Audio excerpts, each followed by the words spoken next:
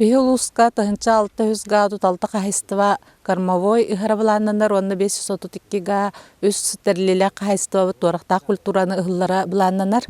Бүгүнкү күнүнөн оттон бу комплекс бахана кахайстыва тагыста сиксаптарытыгар опсайнын улуска 200 га сиксаптарылынна ысқыпыкамындагайбыт оннотто Теси Далишев Афанасий Михайлович өрүс бардагана таккаллара буланнанар.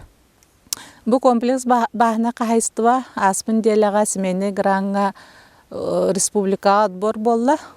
Тут сетте кахайстыва кыттыбыттан 13 кахайстывалла, аны кене бихил устан 2 кахайстыва ылбытыттан бу комплекс бахана кахайстыва бу граналары сетисте.